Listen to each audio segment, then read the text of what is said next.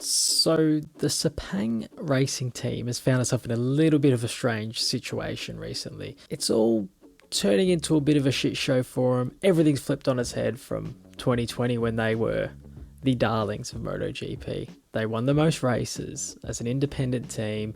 They look like an incredible outfit, super professionally run, well funded, and somewhere along the line this year, it's all gone to shit a little bit. Now, not only have they lost the Petronas sponsorship, the funding, the main source of their funding, they also find themselves with their MotoGP outfit technically they have one rider signed up, but we know that Franco's going to Yamaha factory team. He has to go to the factory team. So with Franco going there, they find themselves without a rider for next season. And it's really, I think this is the most interesting story on the grid at the moment. I mean, other than the Vinales thing, but that's kind of sorted now, and all that's left to talk about with Day is if he's actually going to ride for Aprilia this season, which he probably will. So what I've done is I've put together a short list. I've landed at 6 main contenders for this ride. I've also got an extended short list, or maybe long list, I guess, of an extra 5 riders that aren't really being talked about, and I don't think they're being considered, but I'd like to put these names forward anyway. Who would you be offering that deal to if you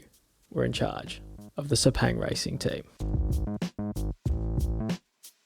Now, the obvious option here, and the one being talked about the most, and the rider that everybody is saying is getting this ride, and it is kind of hard to ignore the chat that's going on at the moment, especially since he's testing in the coming weeks, I believe, is Darren Binder.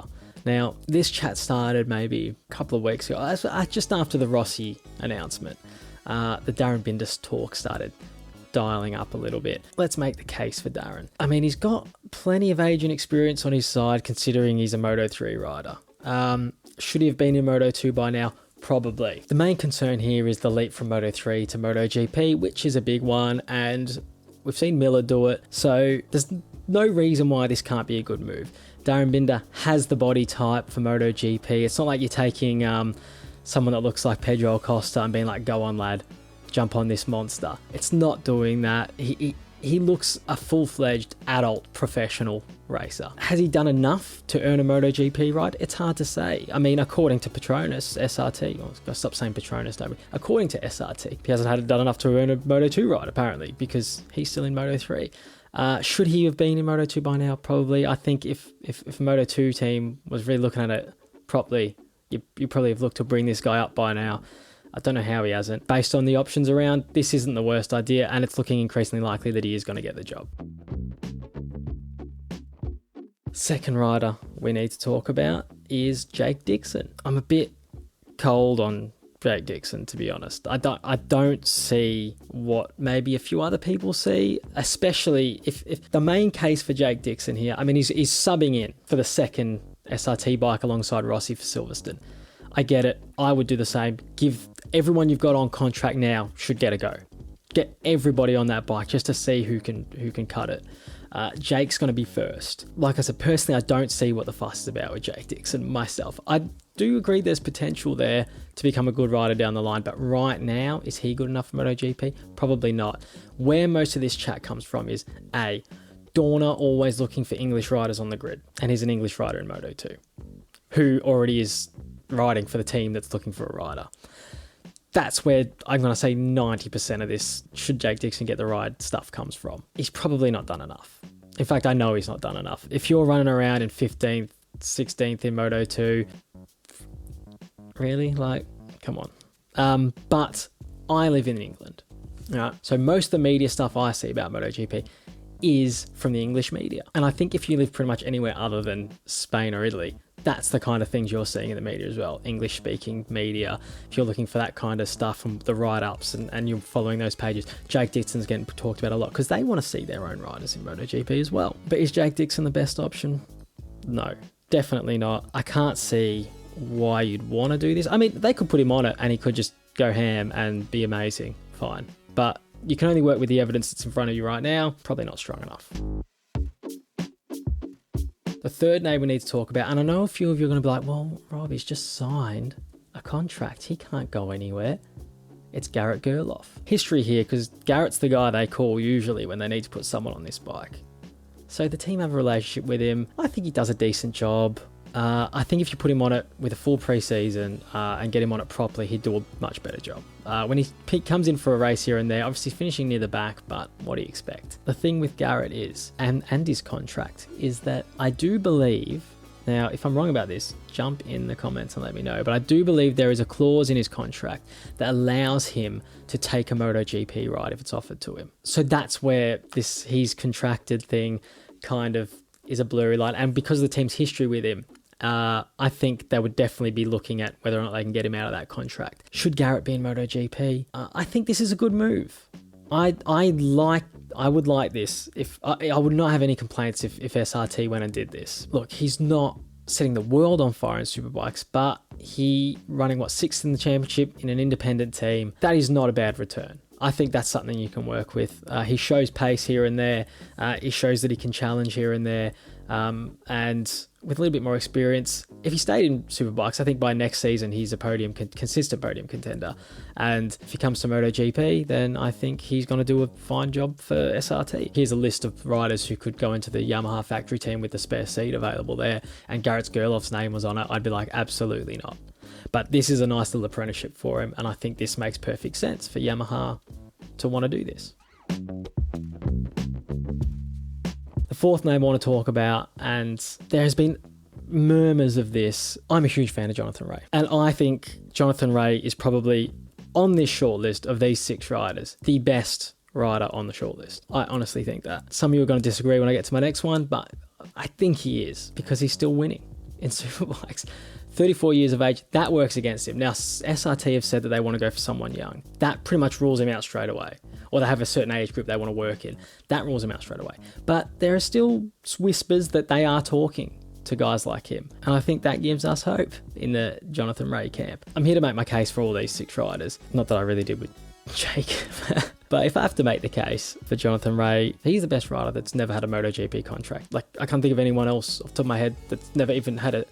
I mean, I know he's had his couple of subs for Stoner in 2012, but in terms of being signed up, contracted and riding a season, just one season, he's the best rider that's never done it. He's a 6-time world champion and probably about to be 7-time world champion if he can hold off Top Rack over in Superbikes. So not much more to say about Jonathan Rea, 6-time world champ. If you can get him, get him. The next rider, number 5 on our list, is, and these are in no particular order, guys. I'm just rattling off names. Murmurs coming to light in the last few days that SRT are talking to Andrea Dovi. Not about next season at this stage, but just about coming in for a go this season, which I would love to see, which also is obviously trying to team up for next season. Dovi, another one of those ones, age not on his side, but for an option. In terms of, I said Jonathan Rea was probably the best rider on the list, I think.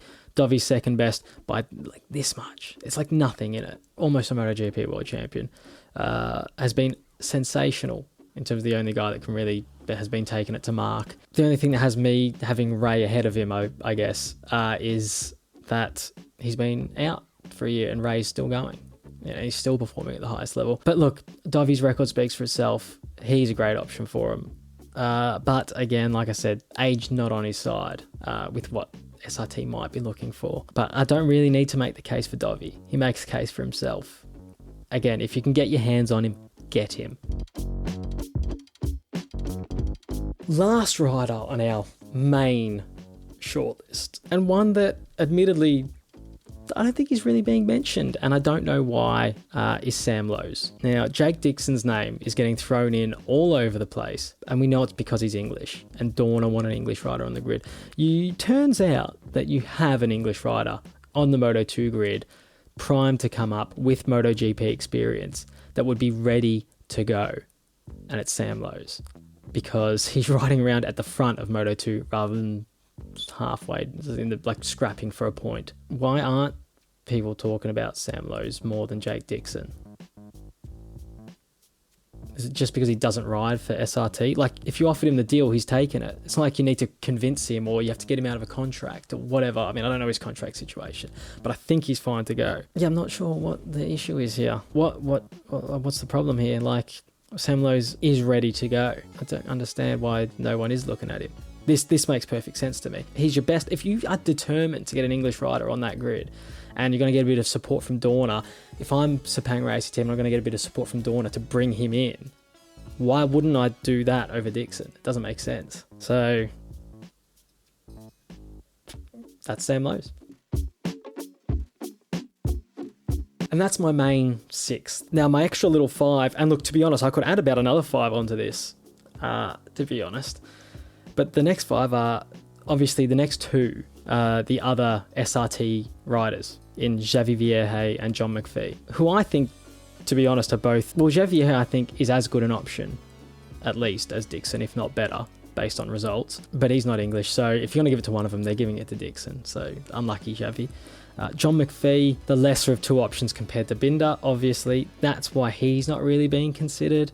And again, I don't know if they believe that he's as well suited to MotoGP. And I tend to agree that he might not be as well suited as Darren Binder is. Plus, they've screwed him over so many times now that what makes you think they'd take him to MotoGP? They're obviously not that big of a fan. Then also, what about guys who are current MotoGP riders that don't have deals for next year? Well, we're looking at Iker Lecuona and Danilo Petrucci. I think another one where it's like, I don't know why these guys aren't getting mentioned. The only time I ever see these guys get mentioned is when it's like people on Twitter and shit, like just being like, well, what about Lecuona? He's young and he has MotoGP experience. Granted, he hasn't been that amazing, but it's a safe option for you if you want to go down that. Just sign him for 12 months and then you can work his shit out. Now that you don't actually have any sponsorship or funding or riders, can we just get someone on the bike? Danilo Petrucci is a good option. Really likeable guy, well liked in the paddock, does his job, goes home. Nothing outstanding, but he'll bring the bike home for you for 12 months. Just get someone who's going to bring it home. Just ride alongside whoever. Not being mentioned, maybe should be. Who knows? The other one I've got is Cal Crutchlow. Tough one. Again, I'd 100% be looking at him because he's clearly quality. He'll ride the wheels off anything, even if it's underdone and it's not very good and it's an old bike. You know he's going to push the shit out of it, right? Again, bit older, retired pretty much, test rider now. I just think this is another safe option if you want to go down that path. And would you get him? I mean, I don't know. Would you want to do it? Maybe you wouldn't. And then I could go on forever, guys. You've got like your Bezeckis and your Augusto Fernandezes and things like that. There are guys there available. Aaron Canet. There are options here. But these 6 were the main 6. Then I think the next 5 that I mentioned there were probably the next 5 that SRT could possibly look at if you couldn't get any of those main 6. Right, so what's the verdict here? What do I actually think is going to happen? Okay, here's what I think is the decision that they are going to, not necessarily the decision I would make. Here's the decision I think they would make. I think Darren Binder's a lock, absolute lock. He's testing soon. He may have already tested by the time I record this. I don't know. He's testing soon. He's available for them. He's ready and willing. Just get him on the thing. He's a big lad. He can ride the bike. And you know he's not short of fucking balls when it comes to just throwing a bike around. So you may as well just throw him on there. He's going to just give you everything, isn't he? And who knows, he might shake it up a bit. He might be better than everyone in Moto 2 or even his own team not bringing him up to Moto 2 might have given him credit for. Maybe he should have been up in Moto 2 years ago and be pushing for a MotoGP seat anyway. I feel like that might be the actual case. I don't think he's suited to Moto 3, and they're wondering why he's not winning world championships in Moto 3. He's twice the fucking height of everyone else as far as I can tell. Fucking 17-year-old kids run around winning these races. No wonder he can't really keep up. I mean, he's too big. So that's one seat sorted. We've got a second seat to fill. I actually think it is going to be Jake Dixon. I think they just want to stick with known quantities. We've just got 2 riders, just promote them. Just promote 2 riders. I think that's what they're going to do. I don't think they're going to be overly ambitious. And maybe not only that, it's not that I don't think they're going to be overly ambitious. I think with news coming out that they're underdone for funding now and they're only going to be running B-spec bikes next year. So not factory spec and not A-spec, but B-spec bikes. Now, if you know what the that is, please let me know. I mean, does that just means they're going to be running the exact same bikes that they're running this year? If that's the case, I think your chances of luring a Jonathan Rea and a Dovizioso and even a Crutchlow are slim to none. Because why would you want to come in? Jonathan Rea is world champion, 6-time world champion. possibly 7-time world champion come the end of the season. You don't want to come on and ride a B-spec bike when he can win an 8th world title. Unless he absolutely is desperate to just do a season or two in MotoGP, you're not going to lure him with a B-spec bike. Dovi, same story. Race winner. Is he coming back to ride anything that can't get him in the top 10? Probably not. I mean, he was dubious on Aprilia when he saw what that could do. He sees it every week what that could do, and he still never was kind of, they were getting him onto tests, and he was sort of going, oh yeah, okay, I mean, it's fine, I guess. Like, I don't. If he was that keen to get back in, he would just sign on the dotted line. He'd already be wildcarding it right now. Whether they even could get those two, probably not. But yeah, I think they'll go with Binder and Dixon. But what would I do? Right, that's what I think they're going to do. What would I do? If it was up to me, I was in charge, and I could have my pick of anyone I wanted on this list. You know I'm taking Jonathan Ray. I'm always taking Jonathan Ray. All right, I'm taking Johnny Ray, and I know that they're looking for maybe younger riders, and I'd be tempted to just go with Ray and Dovi. If I could lure whoever I wanted, and I had the cash, and I could convince them, it's Ray and Dovizioso the two best riders on that list. And I think, could it hurt for a year or two to just throw two old lads on there and just run around? I mean, now that they're not doing their thing where they're bringing riders up through the teams, then what does it matter if you have young riders or not? You're just feeding Yamaha then anyway, so who gives a shit? So if it was up to me and I could get whoever I wanted, they're the two. But let's split it and let's go, well, you can't have two old lads in their mid to late 30s, so what do we do? Would I go, basically I'd have either Johnny Ray and Dovi. I'd probably go for Ray, and then I'd have either Lowe's or Binder. And I'd be tempted to take Lowe's because you'd get a bit of support from Dorna for bringing an English rider in. Yeah, I think Lowe's is a safer option. I do like the idea of Binder though. I think he's going to be decent, to be fair. Yeah, that's my take. All right, and that's it from me. Do all the things, like, subscribe, follow me on Twitter, listen to the LTV Sportscast Pod. I'm on there before most races in MotoGP on a Friday, and that's it. Have a good one, guys. See you on the next one.